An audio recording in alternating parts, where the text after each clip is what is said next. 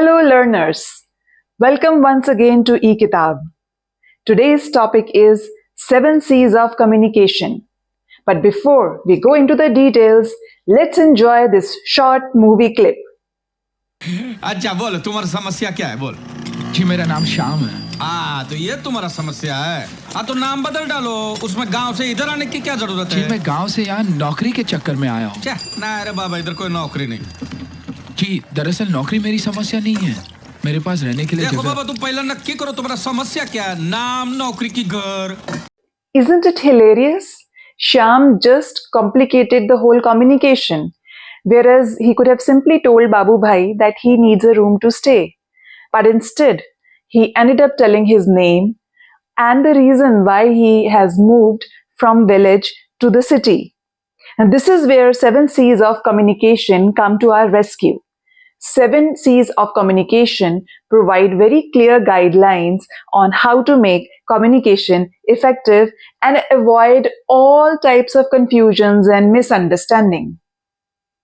Two professors of University of Wisconsin, Professor Scott M. Cutlip and Ellen H. Center, published the framework of 7 C's of communication for the first time in the year 1952 in the book titled Effective Public Relations. In the modern world where everyone is short of time and has got very limited attention span, 7 C's of communication come to our rescue, and it provides a checklist or guideline to communicate effectively. Today's session is focused on discussing the framework of 7 C's of communication in details and help us understand that how we can communicate effectively. The session is concluded with discussion on benefits of using 7 C's of communication. Now let us understand what are the 7 C's of communication. The 7 C's are clear, correct, complete, concrete, concise, coherent, and courteous.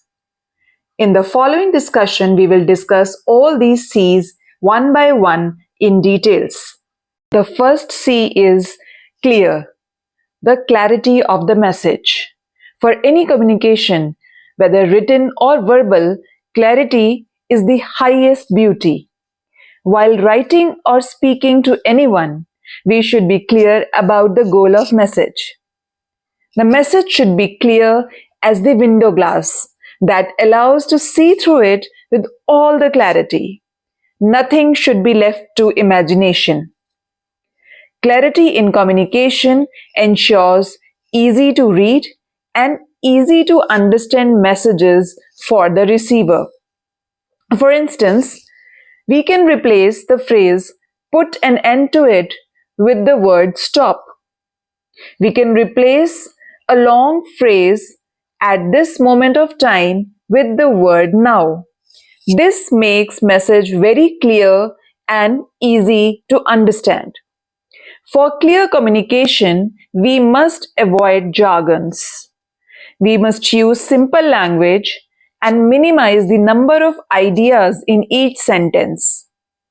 Short and simple sentence structures make it easier for the receiver to understand the message and focus on the core message. For communication to be effective, the message should be correct. It is very difficult to trust an organization or a person who cannot send an email without silly typo or grammatical errors. Let's look at an example of an email communication gone wrong. It says, "Hi Pooja, with reference to our conservation today, please find attached the proposal.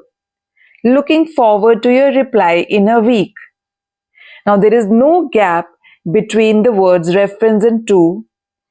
Instead of conservation, the word should have been conversation, and wrong spelling of the word week.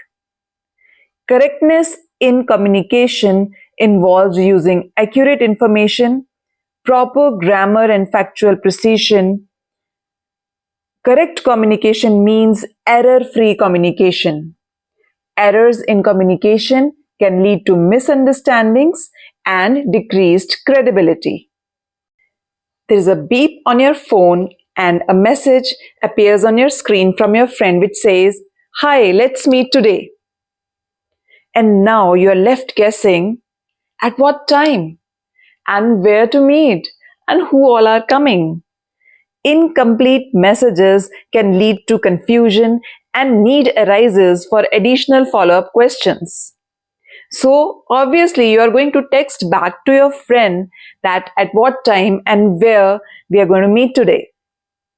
The completeness criteria of the message includes who, what, when, where, why, and how. And when we are drafting a message, we should be very clear who the audience is going to be, what is the objective or goal of the message, what is the precise time and date, what is the place of communication, that means physically where the sender and the receiver would be present, and why at all this communication is important, and then how this communication can be used to encourage a positive response. In order to make sure that the message is complete and communication is effective, be precise with dates, times, locations, and names of places and people, and provide accurate information in your message. The next C for effective communication is concrete. Being concrete means that you're communicating in a specific and focused way to include all important details and facts. Let's take some example. The battery gives long hours of power backup. Now this is a vague communication, but if we rephrase it, the new battery gives 11 hours of power backup, it makes a concrete message. Let's take another example. The cinema offers discounted tickets to students. Now, it is not clear when this discount is available. If we rephrase it, the cinema offers discounted tickets to students on weekdays. This makes the message concrete. So, in your message, try to use statistics to support and back up for what you are saying. Provide clear guidelines for when you expect any action from the receiver. Go for a thorough research on the topic and include only the information that is relevant to what you are saying. That makes your message concrete and communication effective. Many a times it happens with us that we keep beating around the bush but fail to say the exact words which we meant to say. And that means our message is not concise, and that is bound to create confusion for the receiver. In order to avoid that confusion, we must focus solely on the key points that we need to deliver. So, stick to the point and keep messages short and simple without compromising the quality of the communication.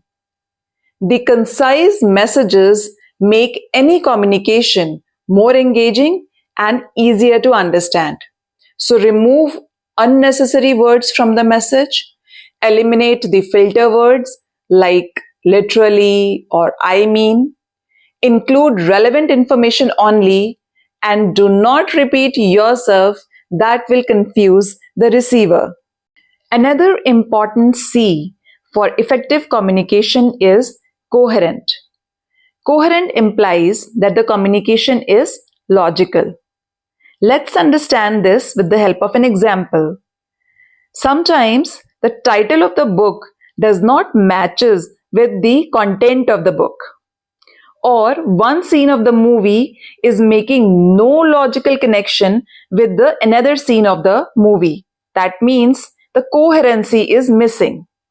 So for a coherent message, all the points are connected and relevant to the main topic, and the tone and flow of the text is consistent. For example, if you're addressing an audience which is from sports background, so try and take examples from sports only. That will make your message or speech more meaningful for the audience, and that will make your message coherent. It is also similar to writing an essay or narrating a story, where we make sure that one part of the essay is logically connected with another part of the essay. So, describe things in chronological order, keep the tone, that is, language, terminology, or metaphors of the message same throughout, and organize the message so that everything flows naturally, similar to narrating a story. The seventh C for effective communication is courteous. If we are using positive words, or the receiver is feeling respected, or receiver is not feeling intimidated or threatened by our body language, our communication becomes effective. So, messages using positive words or respecting the receiver or using friendly body language are courteous messages. Effectiveness of communication is increased. In courteous messages, communication is friendly, open, and honest.